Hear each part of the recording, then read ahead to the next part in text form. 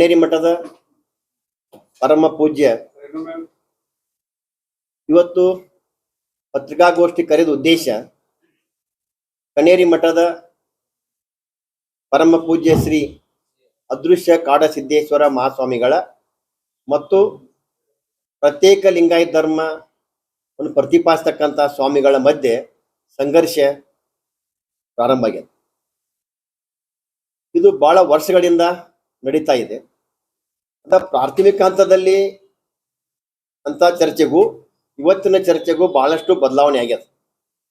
ಇವತ್ತು 99% ಸ್ವಾಮಿಗಳು ನಾವೆಲ್ಲ ಹಿಂದೂ, ನಾವೆಲ್ಲ ಒಂದು ಅಂತಕ್ಕಂಥ ಸಂದೇಶ ಕೊಡಕತ್ತಾರೆ. ಪಂಚಪೀಠದ ಜಗದ್ಗುರುಗಳು ಕೂಡ ಹಿಂದೂ ವೀರಶಲಿಂಗಾಯತ ಇರೋಣ ಅಂತಕ್ಕಂಥ ಸಂದೇಶ ಕೊಟ್ಟಿದ್ದಾರೆ. ನಮ್ಮ ಭಾರತೀಯ ಜನತಾ ಪಕ್ಷದ ರಾಜ್ಯದ ಅಧ್ಯಕ್ಷರಾದಂಥ BY ವಿಜೇಂದ್ರ ಕೂಡ ನಾವೆಲ್ಲ ಹಿಂದೂಗಳು ಅಂತಕ್ಕಂಥ ಸಂದೇಶವನ್ನು ಕೂಡ ಇವತ್ತು ರಾಜ್ಯ ಜನರಿಗೆ ಕೊಟ್ಟಿದ್ದಾರೆ. ಆದರೆ ಕಾಂಗ್ರೆಸ್ ಇವತ್ತು ಹಿಂದೂಗಳನ್ನ ಇಬ್ಬಾಗ ಮಾಡಕ್ ಹೊರಟದ್ದು. ಬಿಜಾಪುರದ ಜಿಲ್ಲಾ ಉಸ್ತುವಾರಿ ಮಂತ್ರಿಗಳಾದಂಥ MB ಪಾಟೀಲ್ರು ಈ ಮೊದಲು ಕಾಂಗ್ರೆಸ್ ಸರ್ಕಾರ ಇದ್ದಾಗ ಹಿಂದೂಗಳನ್ನ ಇಬ್ಬಾಗ ಮಾಡ್ಬೇಕಂತ ಹೇಳಿ ಕೈ ಸುಟ್ಕೊಂಡಿದ್ದಾರೆ. ಆ MB ಪಾಟೀಲ್ರಿಗೆ ಒಂದು ಮಾತನ್ನು ಹೇಳಕ್ ಇಚ್ಛೆ ಪಡ್ತೀನಿ. ನೀವು CM ಆಗುವ ಕನಸಿನಿಂದ ಹಿಂದೂಗಳನ್ನ ಇಬ್ಬಾಗ ಮಾಡಬೇಡ್ರಿ ಅಂತಕ್ಕಂಥ ಮನವಿಯನ್ನು ಕೂಡ ಅವ್ರಿಗೆ ನಾ ಮಾಡಕ್ ಇವತ್ತು ಇಚ್ಛೆ ಪಡ್ತಾ ಇದ್ದೀನಿ. ನೀವು CM ಆಗೋದಾದ್ರೆ ನಮ್ಮ ಅಭ್ಯಂತರ ಇಲ್ಲ, ನೀವು CM ಆಗ್ರಿ. ಅದು ಯಾವಾಗ ಆಗ್ಬೇಕಂದ್ರ ಈಗ ನವೆಂಬರ್ ಕ್ರಾಂತಿ ಏನು ಚರ್ಚೆ ಆಗತೈತಿ, ಈ ನವೆಂಬರ್ ಕ್ರಾಂತಿ ಒಳಗ ನೀವು CM ಆಗ್ಬೇಕು. ಈಗ DK ಶಿವಕುಮಾರ್ ಅವರು ಕೂಡ ಮುಖ್ಯಮಂತ್ರಿ ಆಗ್ಬೇಕು ಅಂತಕ್ಕಂಥ ವಿಚಾರದಿಂದ ಮುಖ್ಯಮಂತ್ರಿ ಸಿದ್ದರಾಮಯ್ಯರನ್ನ ಕುರ್ಚಿಯಿಂದ ಕೆಳಗಿಳಿಸಿ CM ಆಗ್ಲಿಕ್ಕೆ ಡೈರೆಕ್ಟ್ ಆಗಿ ಪ್ರಯತ್ನ ಮಾಡಕತ್ತಾರೆ. ನೀವು MB ಪಾಟೀಲ್ ನೀವು ಕೂಡ CM ಆಗುವ ಕನಸಿನಿಂದ ಸಿದ್ದರಾಮಯ್ಯರನ್ನ ಕೆಳಗಿಳಿಸಿ CM ಆಗಕ್ಕೆ ನೀವು ಇಂಡೈರೆಕ್ಟ್ ಆಗಿ ಪ್ರಯತ್ನ ಮಾಡಕತ್ತೀರಿ. ಅದು ನಮ್ಮ ಅಭ್ಯಂತರ ಇಲ್ಲ. ನೀವು CM ಆಗೋದಾದ್ರೆ ಇದೇ ನವೆಂಬರ್ದಾಗ ನೀವು ಈಗ ಇದ್ರೊಳಗೆ ಆಗ್ಬೇಕು. ಮುಂದೇನ್ರಿ ಹಿಂದೂಗಳನ್ನ ಡಿವೈಡ್ ಮಾಡಿ ಲಿಂಗಾಯತ್ ನಾಯಕನಾಗಿ ನೀವು CM ಆಗ್ಬೇಕತ್ತೇನ್ರಿ 2028 ಕನಸು ಕಂಡಿದ್ರೆ ಸಾಧ್ಯ ಇಲ್ಲ. ಯಾಕೆ 2028 ರಾಜ್ಯದಲ್ಲಿ ಭಾರತೀಯ ಜನತಾ ಪಕ್ಷ ಸರ್ಕಾರ ಆಡಳಿತ ಇರ್ತದ. ನಾವು ಇನ್ನೊಂದು ವಿಶೇಷ ಹೇಳಕ್ ಹೇಳ್ತಾ ಇದ್ದೀನಿ. ಅವತ್ತು 2028ರಲ್ಲಿ ಬಿಜಾಪುರ ಜಿಲ್ಲೆಯಲ್ಲಿಯ 8 ಮತಕ್ಷೇತ್ರಗಳಲ್ಲಿ ಭಾರತೀಯ ಜನತಾ ಪಕ್ಷದ ಅಭ್ಯರ್ಥಿಗಳು ಆರಿಸಿ ಬರ್ತಾರೆ.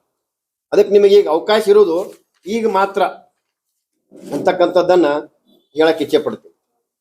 ಮತ್ತೆ ಇನ್ನೊಂದು ಏನಾಗೈತೆ ಅಂದ್ರ ಕಾಂಗ್ರೆಸ್ನ ಇರ್ತಕ್ಕಂಥ ನಾಯಕರೇನು ನೀವು ಲಿಂಗಾಯತ್ ನಾಯಕ ಆಗ್ಬೇಕತ್ತೇನೇನು ಪರಿತಪ್ಸಕೈತೀರಿ, ಅದು ಸಾಧ್ಯ ಇಲ್ಲ. ಯಾಕಂದ್ರ ನೀವು ಲಿಂಗಾಯತ್ ನಾಯಕ ಅಥವಾ ಹಿಂದೂ ನಾಯಕ ಆಗ್ಲಾಕ ನಿಮ್ಮ ನೈತಿಕ ಹಕ್ಕನ್ನು ನೀವು ಕಳ್ಕೊಂಡಿದ್ದೀರಿ.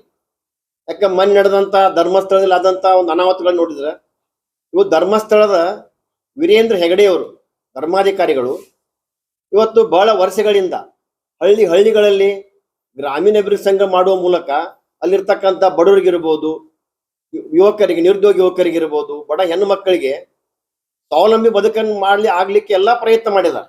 ಇವತ್ತು ಅವ್ರು ಮಾಡ್ಯಾರ ತಿಳ್ಸಿಂದ ಹಳ್ಳಿಗಳಲ್ಲಿ ಕೂಡ ಎಲ್ಲ ಬಡ ಹೆಣ್ಣು ಮಕ್ಕಳು ಇರ್ಬೋದು, ಎಲ್ಲರೂ ಸ್ವಾವಲಂಬಿಯಾಗಿ ಬದುಕಾಕೈತಾರೆ. ಇದರಿಂದ ಈ ಮತಾಂತರ ಮಾಡ್ತಕ್ಕಂಥ ವ್ಯಕ್ತಿಗಳನ್ನ ದೂರಿಟ್ಟಾರ ಅವ್ರು ಇವತ್ತು ಹಳ್ಳಿಗಳಿಗೆ ಕೂಡ. ಅದೇ ರೀತಿ ಇವತ್ತು ನೀವು ಧರ್ಮಸ್ಥಳದ ಗುರುಗಳಿಗೆ ಕೂಡ ಅನ್ಯಾಯ ಮಾಡಿದ್ರಿ. ಅದೇ ರೀತಿ ಇವತ್ತು ನಾವು ನೋಡ್ತಾ ಇದೀವಿ ಕಣಿಯರಿ ಗುರುಗಳದು ಇವತ್ತು ಸಾಮಾಜಿಕವಾಗಿ ಇವತ್ತು ಬಹಳಷ್ಟು ಬಡವರಿಗೆ, ಇವತ್ತು ರೈತರಿಗೆ ಮಾರ್ಗದರ್ಶನ ಮಾಡೋದಿರ್ಬೋದು, ನಿರುದ್ಯೋಗಿಗಳಿಗೆ ಉದ್ಯೋಗ ಕೊಡ್ತಕ್ಕಂಥದ್ದಿರ್ಬೋದು, ಬಹಳಷ್ಟು ಸಾಮಾಜಿಕವಾಗಿ ಅವ್ರು ಹೋರಾಟ ಮಾಡಕತ್ತಾರೆ. ಅವರು ಮತ್ತು ಧರ್ಮಸ್ಥಳ ಗುರುಗಳು ಕಾರ್ಯವ್ಯಾಪ್ತಿ ಒಂಥರ ಸೇಮ ಅದ.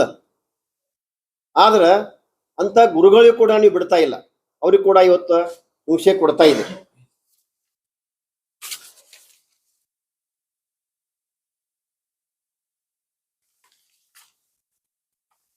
ಇವತ್ತ ಪಂಚಮಸಾಲಿ ಸಮಾಜ ಬಹಳ ದೊಡ್ಡ ಸಮಾಜ, ರೈತಾಪಿ ಸಮಾಜ, ಅವರು ಬಡ ಮಕ್ಕಳಿಗಾಗಿ ಒಂದು 2A ಮೀಸಲಾತಿ ಹೋರಾಟ ಹಮ್ಮಿಕೊಂಡ್ರೆ ಬೆಳಗಾವಿ ಅಧಿವೇಶನದಲ್ಲಿ ತಾವು ಲಾಠಿ ಚಾರ್ಜ್ ಮಾಡಿದ್ರಿ.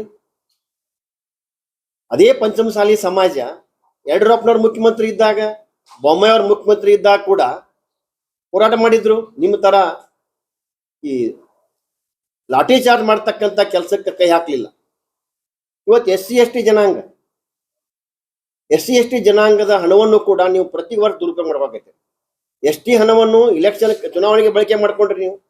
ಇದೆಲ್ಲ ನೋಡಿದ್ರೆ ಇವತ್ತು ನಮ್ಗೇನ್ ಅನ್ಸಾಕತ್ತೆ ಅಂದ್ರೆ, ನಮ್ಮ 1947 ಪೂರ್ವದಲ್ಲಿ ನಮ್ಮ ಬ್ರಿಟಿಷ್ ಏನು ಭಾರತ